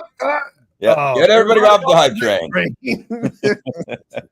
Like, so everyone's like, she's like, pump the brakes on this. Well, let me throw a little more fuel on that fire for your wife. Yeah. Indiana's remaining 9 games, I think they will be favored in 8 of them. Yeah, I mean, if you played it right now, you're probably right, basically. I mean, they'll probably be favored against Maryland, Northwestern, good chance Washington, Michigan State, and Purdue. Yeah, I mean, even Nebraska, which is going to be good because it's at home. I don't see that Indiana's not going to be a favorite in that game. It depends on what happens from there. I mean, obviously, I think Nebraska beating Colorado looks better than it is. Just because of the Deion hype and whatnot. They've got Illinois coming next week. If they win that game handily, that's going to be a bigger. They'll have won by that point a bigger test than Indiana has. And so that will lead to them probably getting some benefit of the doubt with that line. And if both teams are undefeated and Nebraska beats Illinois, Purdue, Rutgers, and Indiana beats Maryland, Northwestern, I still think Nebraska, even on the road, has a chance of being favored there. And speaking of all these teams, the Big Ten getting a nice boost. Nebraska finally becoming a Nebraska-esque kind of team under Matt Rule. You've got the addition of UCLA, USC, Washington, Oregon for more excitement. And then you've got a team like Indiana that's on the rise. So there are several storylines in the Big Ten with the football season this year. Yeah, no, I mean, you get to see, you're still figuring out who a lot of these teams are and who they're going to be. But if legitimately you're looking at, Michigan State's got a surprising win. If Michigan State, Illinois, Nebraska are all, decent, and Iowa's pretty good, and Washington's better than you expect. And even if somebody like Wisconsin, obviously they got shellacked by Alabama, but if that's, just a case of losing to Alabama, you have a chance of having a pretty strong middle. Like if you're the Big Ten with this year, you don't want to get, that you're probably not going to look as good in the end of the year polls as the SEC does, but you want to be close. You want your teams, you want to have multiple, more than multiple, like 3 playoff teams at least. I think if you're the Big Ten, is what you're shooting for, and you want a bunch of other ones that are close. You don't want it to just be Ohio State, and either Oregon or like right now you're probably say, all right, playoff wise, they'll probably look at Ohio State, probably look at either Oregon or USC, one of those Pacific Coast teams, and Michigan or Penn State. Like that they've got a chance of getting those 3 in. And if you get anyone else that's even up for it after that, you feel like you're in pretty good shape. But yeah, no, there's a bunch of storylines. There are a lot of teams that you weren't sure about that have started off pretty strongly. So if that kind of holds up, and you have some of those traditionally middle of the pack teams that perform pretty strongly, that sets you up nice if you're the Big Ten. That's something you're definitely looking for. Just so your wife can grow a little more crazy. She's not crazy. Stop. She has all this. No. I meant crazy about this. Let me rephrase that. Go a little bit more crazy about this scenario. Yeah. There's a possibility. Mitchell Page is on the 11-1 train for Indiana. And when you add the fact that I just pointed out that I think that Indiana is going to be favored in every game they play the remainder of the season -1. And we'll have to see about Nebraska. That could be the other one. Michigan State on the road will be tough. But if something crazy like that were to happen, that means that they played in the Big Ten championship game and probably most likely the college football playoffs. Yeah, if they're 11-1, they got a real shot. I mean, how you keep out a Big Ten team that's 11-1? Yeah, I mean, you'd have a hard time. And obviously it would certainly depend on what else shakes out. As we mentioned before, like this, it's a very asymmetric schedule now. when it comes to the Big Ten. So, you're going to look at what the SEC has. There are certainly going to be SEC teams that are going to have a better strength of schedule. You're going to be looking at the Ole Misses, on top of Alabama, Georgia, Texas. And Maxine's just walking over here and she's, So anyway, there is going to be a lot as far as making it fair and making it make sense at that point. But there's a real possibility. But you also will say at that point, all right, well, if you're comparing them to Oregon and Ohio State and Penn State, they will not have played Oregon. They will not have played USC. They will not have played Penn State. And so you'll say, okay, what makes sense here? But to your point, 11-1 is 11-1. So it's not out of the question, but it does leave for the possibility of, there will be a discussion. I mean, I know Bill Connolly had him in there this week after this game. So, I mean, a lot of water to still run under this particular bridge. Absolutely. So, we'll see how it goes. But I mean, it's not totally nuts. But but just short of it. With that. But yeah, I mean, you should pump the brakes. I would not jump on. Mitch, for the moment, you are. I don't know if you're on this train, but Mitch, you're on that train. I'm not jumping on your train yet, man. Not yet. It sure is fun to throw that out there. I mean, just to get it going. It gives us 9 more weeks to stir the pot, baby. It sounds a lot less crazier than it did on Saturday afternoon. Absolutely. I said I'm not jumping on that train yet, but if they beat, if they are still undefeated, if they win their next 3 and they are 6-0 going into Nebraska, there will be people that be on that train. And if they're 7-0 after Nebraska, then there will be a lot of people on that train. Especially if Michigan gets soundly defeated by USC and they start to see like they've got some cracks in the foundation, then you might start to see that. So, we'll see. A lot of football left to be played, but if you're Indiana, you're feeling like you're in a really nice position on September 16th. Caitlyn Clark having a season, just set the WNBA record for assists. No surprise there. I said long ago, I don't know who holds the WNBA all-time assist record, but start enjoying it because it's short-lived. It's going to go away soon, and sooner than later for Caitlyn Clark, as she is going to just destroy the assist, any and all assist records in the WNBA. Mm-hmm. Yeah, I mean, it's been really impressive. I mean, we went to a game, I think, last week, last Friday. It's amazing how much better they're playing. I mean, for all of the controversy about her not playing in the Olympics, she came out of that a different player. I mean, I think she needed that. Obviously, I think it is a tough deal for WNBA players, similar to what it's like, especially what it used to be like in baseball, where you go straight from your college season more or less to a professional season, and it just doesn't stop. She obviously was starting to get some level of rhythm before the Olympic break, and she has been phenomenal since the Olympic break. She's been absolutely incredible, and the Fever are a playoff team, and she's been sensational. The synergy is just terrific. Basically, I think her and Kelsey Mitchell have really started to play well together. There's, her and Aaliyah Boston have really started to play well together. I mean, there's really good, just really good cohesion for that team, and that leads to her getting a bunch of assists and a bunch of buckets. So it really just sort of feels like that time off really kind of helped her figure it out, and she's been absolutely fantastic. And it's it's a really cool story, and it's going to be a really cool story, seeing how far this goes. I mean, they're dangerous. I mean, they're a big time dangerous team going in the WNBA playoffs. And I still think you look at your Liberty and your Races that are at a higher level, but they're in there against anybody else they might get set up against. But just, it's really been really impressive just how quickly it's come together, after what was it, a 1-7 start. They definitely hung a lot of weight on her. The league hung a lot of weight on her early. But I think just and how well does she carry it? I mean, yeah, I'm glad you just mentioned that, because she has done a phenomenal job carrying and bearing that cross, and without responding a lot of the times and saying a lot of stuff back. She has just did her deal.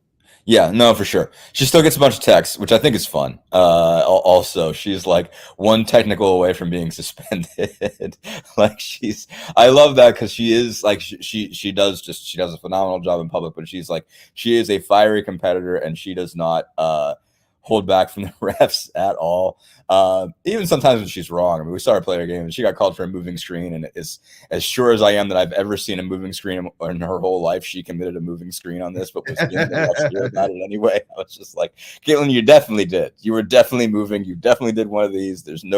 If there's ever been a moving screen, that was a moving screen, but she wants every inch. And that's what a lot of the great ones do. I mean, like people get bothered by it, but I mean, there's not a time when LeBron's not complaining, when he has the option. And but that's what a lot of them do, and I get it. And so like I like that at the end of the day, like she has been a model in terms of like her public persona, but she's also not acting like she's too dainty to fight the refs.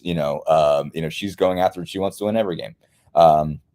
She wants to beat everybody. I mean, like there's a fire in that woman, and it's fun to see that that's real. It's like we can get too big into creating somebody who's too perfect. And so at the end of the day, it's good to see that's like, I like that part. Like there is some Taurasi in her, which I think is good, Absolutely. And your lounging days are slowly coming to an end, aren't they? Yes, exactly. Where we are in 2 weeks from today will be Pacers Media Day.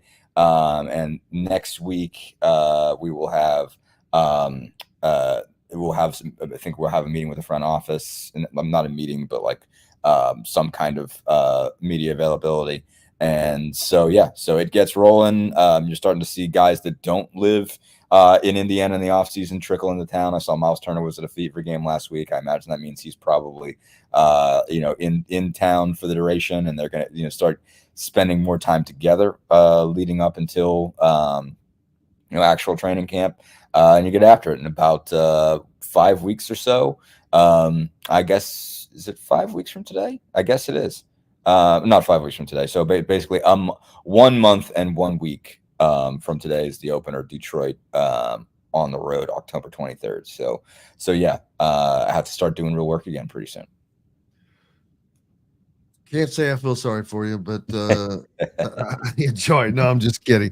Appreciate you so much, Dustin Dopirak from the Indy Star. Make sure you're giving him a follow and keeping up with all of his content, as he is the Indiana Pacers beat writer. Thank you, my friend. Thank you, Jim. We've got lots more coming up here on Indiana Sports Beat Radio, here from the Hard Truth Distilling Company studios, brought to you by Reynolds Family Dentistry. We'll be back with it right after this break. This segment is brought to you by Reynolds Family Dentistry in Sellersburg. In the market for a new or used vehicle? Well, nobody beats the prices and selection of Andy Moore Honda in Bloomington. Right now, get a brand new Honda with no payments for 90 days. That's right, 2023 and 2024 Honda Pilots, HRVs, CRVs, Honda Ridgelines, payment-free for 90 days. Or get 0.9% APR financing for 36 months on a 2023 Honda Ridgeline. Go to AndyMooreHonda.com and get more to your door. If you're looking for a home in the Indianapolis area, you need Cheryl Sizemore from RE/MAX Advanced Realty. Cheryl Sizemore has over 2 decades of experience, and that could be the difference in you getting the home you want in today's tough housing market. Reach out to Cheryl Sizemore from RE/MAX Advanced Realty at Cheryl@IndyHomePros.com or 317-298-0961. Cheryl Sizemore from RE/MAX Advanced Realty. Let Cheryl Sizemore get you in the home you want today. Cheryl@IndyHomePros.com. Looking for someone to cater your next corporate event, family reunion, or tailgate? To some, a garnish may be nothing more than just a decoration put last on a plate. But in Bloomington, catering starts with Garnish Catering. Serving all of Bloomington and surrounding areas, Garnish Catering is waiting to help make your next event one to remember. Planning a great event shouldn't have to be stressful. Whether we quote you just for catering or a total event package, you can trust that you're making the right choice with Garnish Catering. Visit garnishcatering.com. That's garnishcatering.com. Garnish Catering is a proud partner of WOW Food Group. Whether it's a night out with the family, after work with colleagues, or catching the game with friends, Bubba's 33 is the place for you. Bubba's 33 offers a mouth-watering menu of selections that are all made from scratch every day. The portions are big, but the prices are small. And with over 50 big screen TVs, you'll never miss the big game. Bubba's 33. Pizza, burgers, beer. Country living is just a swing away.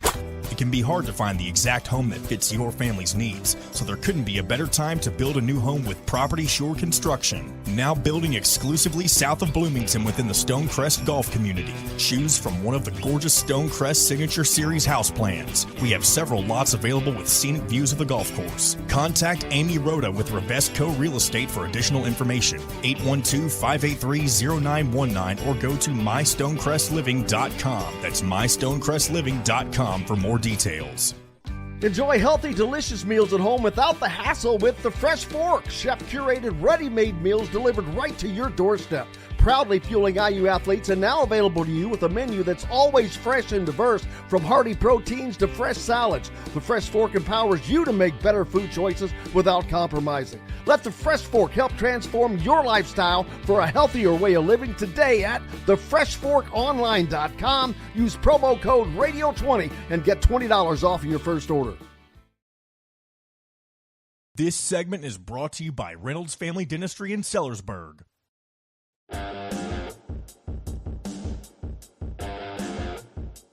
Welcome back, Indiana Sports Beat Radio on this Monday. Thank you so much for being with us here at the Hard Truth Studios. Make sure and go out and enjoy some Hard Truth products. Sour mash bourbons, incredible. Toasted coconut rums, ryes. The facility in Nashville, by the way, is just amazing. If you haven't been there, many of you have, obviously, because it's one of the most popular destination spots in the state. Stop by and check out the Hard Truth as we bring it to you each and every day. And our friends at Reynolds Family Dentistry, Dr. J, keeping that championship smile. Man, what a weekend it was. It was fun to see all the Indiana fans that traveled to that destination. And one thing that UCLA has to be happy about is the fact that their games are going to be destination games. So whoever, I forget who it was that mentioned, maybe Don, that Minnesota has possibly purchased already 1,000 tickets for their game. Wouldn't surprise me. There's no reason not to go to that home game unless you just think your team is going to get pummeled. And even if you do, if they're going to get pummeled, why not get pummeled in paradise? So getting to go out there, I think there were so many people that took advantage of that opportunity. But I also ran in and talked to people that were from Arizona and places all around that were there to see the Indiana game. So, and the UCLA had a decent turnout, I thought, as well. It just seemed like there were lots of people there. You look down on the concourses from above, and people were everywhere walking. So it was a good turnout, great day. Just being in that facility is a very iconic and cool place to be. And it sits at the feet of the San Gabriel Mountains. Again, very, very beautiful. Then on the what would be the west side of the stadium, you see the houses up in the hills, man. There was one particular that was just had its own point that went up further than anyone else. And I'm like, okay, whose house is that? I just want to know. I wish I could have taken a helicopter and just jetted up to there and just landed and wondered, can they sit up there? Can they see the games? But I don't think they can see inside the stadiums. They're too far away.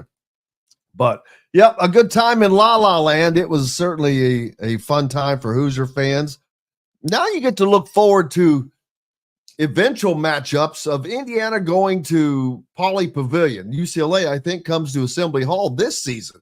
So there's one right off the bat. But that is going to be a cool experience for fans. And I look forward to that. Although I think tickets will become harder to come by, because as things start to become more popular and the integration of teams like UCLA, USC, Oregon, and Washington into the conference, it's going to become, it'll start picking up. Right now, UCLA and Washington are probably not where they want to be football. Obviously, they're not where they like to be football-wise. Washington a little higher than UCLA, but USC and Oregon both are currently top 10 teams, so or 11, whatever that is. But they've got it going on. The Big Ten, to me, still needs a couple of high-end programs. Penn State is not, at least not right now, what I thought that they were going to be, and one of those elite teams. Michigan, definitely not an elite team. And not only, as a matter of fact, not an elite team. I do not see Michigan making the playoffs. And Indiana will be favored over Michigan when that game comes. That's one of the things that I think is getting lost in. When was the last time Indiana was favored over Michigan? I'm going to have to do research on that.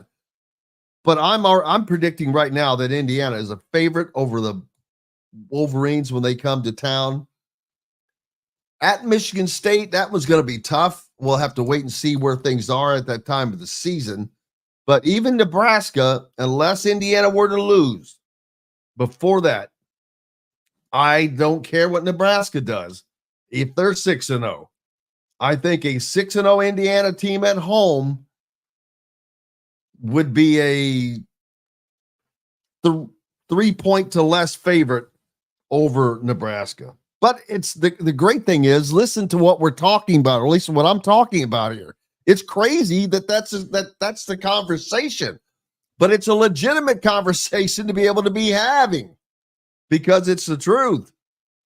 But it's going to be the one thing I do like about the Big Ten this year is they are so middle laden. There are so many teams that are good that you don't know how many of these guys are going to end up in a bowl in a bowl game. I think it's going to be tough for Maryland from what I've seen so far. Nebraska or Northwestern, not much of a chance. Nebraska, yeah. Washington, I'd have to check out their full schedule. Michigan State looking like a bowl team.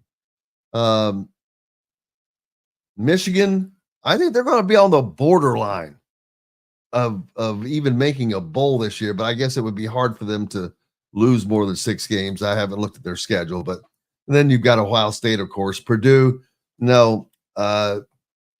Purdue, scheduling-wise, it can be bad for them as well.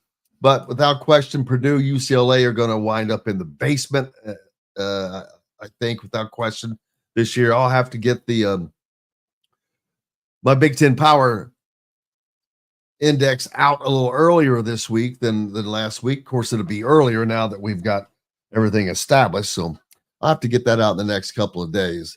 It'll be interesting to see who rises and who falls and how far up or down teams go. Because like I said, I'm trying to make it fluid. I try to make it right now.